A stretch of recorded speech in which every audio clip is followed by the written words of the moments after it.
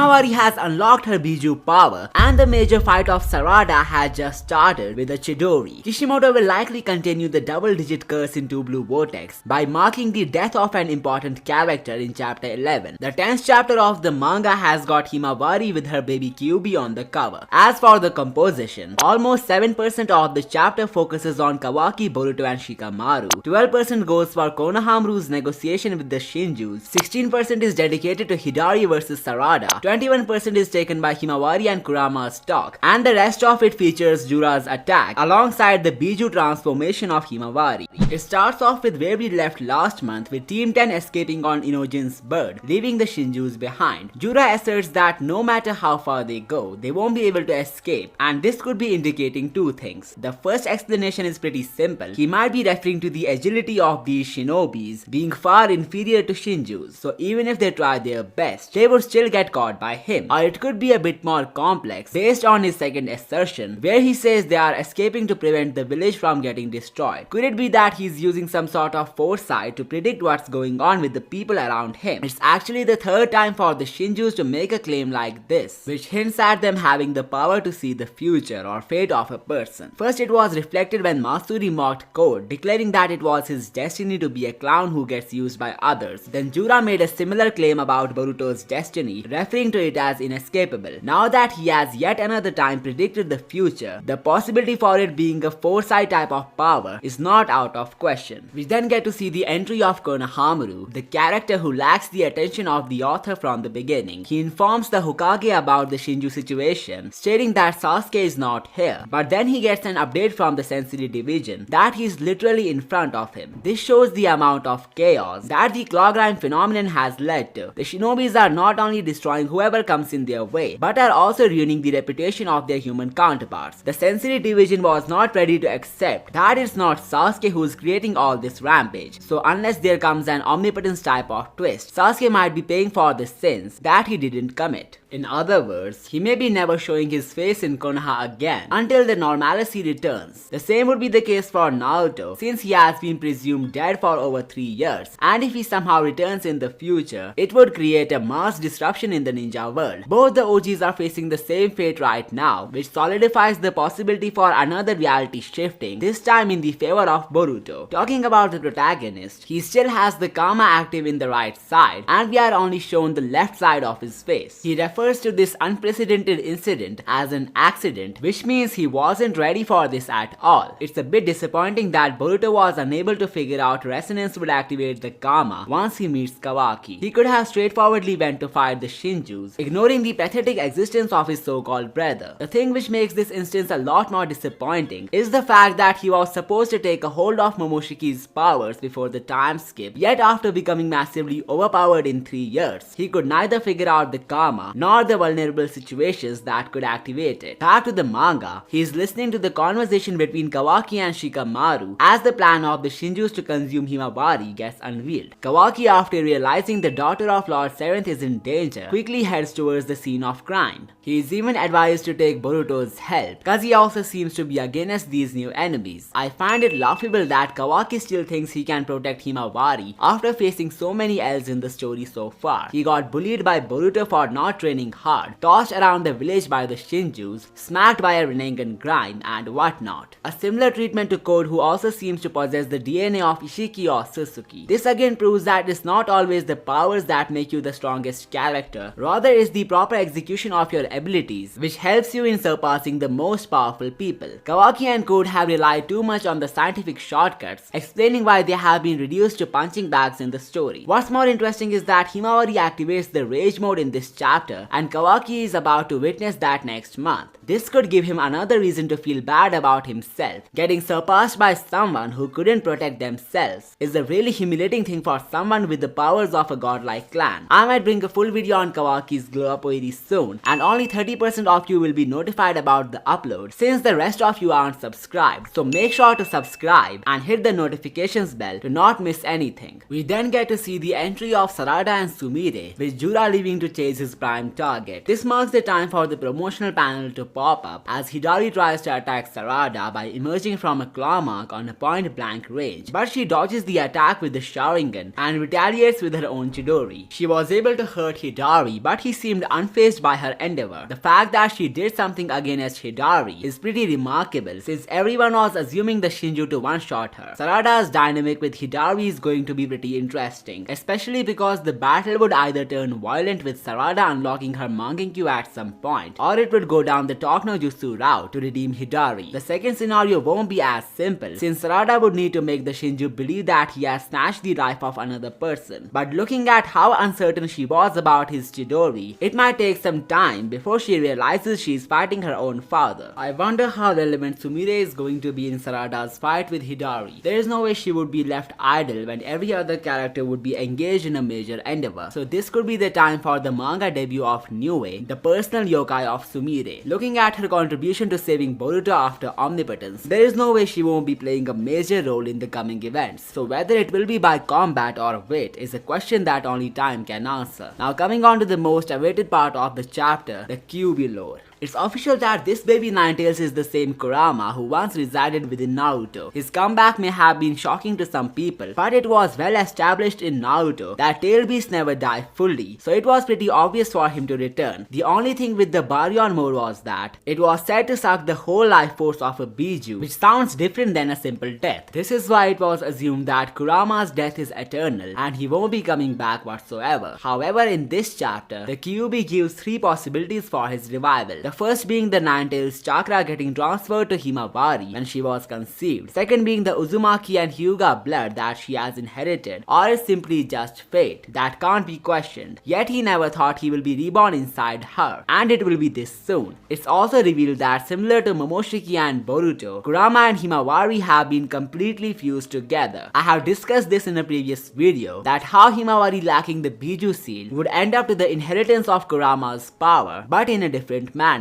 The seal is what draws the line between the Biju and the Jinchuriki, which is why Naruto had to go through some training before properly handling the KCM. But in case of Himawari, she is not the Jinchuriki of Kurama, but has been fused with him for some fateful reasons. The Ninetales even says that her chakra is more potent than any of her predecessors, which means she acquires the affinity to even surpass Naruto. So the entire Kurama's death part of the story has been retconned, but I don't think it would be good to call it a retcon, only because we had never seen a Biju using Baryon mode before, which means no one was certain about the aftermath of this transformation. This is why it was pretty dumb to jump on conclusions when we had no knowledge about the working of this form. Kurama was destined to come back to power of Himawari, as there was no better way for her to glow up in the story. It would be cool to see her enhancing her abilities like the Byakugan and the Gentle Fist with the kyuubi chakra. Back to the manga, Himawari gains back consciousness after the Kurama talk, and she starts calling out the Biju for help. Jura makes his move and crashes the Nimbus of Inojin, but they land safely thanks to the body expansion technique of Chocho. The Shinju yet again gets impressed at their teamwork and believes it's shameful to kill such skilled people. Kurama replies to Himawari on asking the help by telling her to take things seriously and act on her own. This motivates Hima to abruptly make a move on Jura, but she only gets her leg broken. This sequence is a callback to the time when Boruto broke his arm to Ishiki, and it's not a coincidence that Jura looks identical to him. Upon seeing Himawari getting hurt, Inojin gets triggered and suddenly attacks Jura with a special technique, but the Shinju remains unbothered and continues to trap Himawari with the boot style. This enrages Inojin further, so he tries to attack Jura with taijutsu, but gets knocked down on the ground with a kick. It's surprising that an obvious power difference couldn't make the weak characters use their brain and realize that they don't stand a chance. Inojin's decision to attack Jura was lame, and this is what led to him getting killed by the Shinju. Jura summoned the wood style that was used to kill the shinobis from the previous chapter. Now if anyone thinks this is not the end of him, or he's hiding a card within his sleeve, just remember these shinobis died instantly, and the next chapter of the manga is following a curse held by the series from the beginning. A character is being removed from the plot on every double-digit chapter. It could be by the means of death, shutdown, or even the sealing jutsu. The next chapter is very likely to continue the double-digit pattern in the story, so I don't think hoping for for the survival of Inojin would be a good idea. Moreover, Himawari went KCM only after she witnessed Inojin getting killed, so if he survives somehow, it would make her reaction no less than a joke. And I don't think Kishimoto would do such things for the purpose of plot progression. Also, the theme of Two Blue Vortex was promised to be dark, so Inojin's death being the first milestone of the worst possible future is a very huge possibility. The chapter concludes with the new transformation of Himawari breaking through the trap of Jura, and now she is ready to show what she is capable of. So the next chapter would likely focus on Hidari versus Sarada and Himawari versus Jura simultaneously. It would be cool to see how both of these Shinjus interact with their instinctual targets. On top of that, Kawaki is also on his way to witness the new form of Himawari. He would definitely be shocked to see her kyuubi transformation. There are some more interesting questions like the new powers of Sarada and the possible return of the missing Otsutsuki's. You can find the answers in these videos. Also, don't forget to subscribe for more amazing stuff. I will see you next time.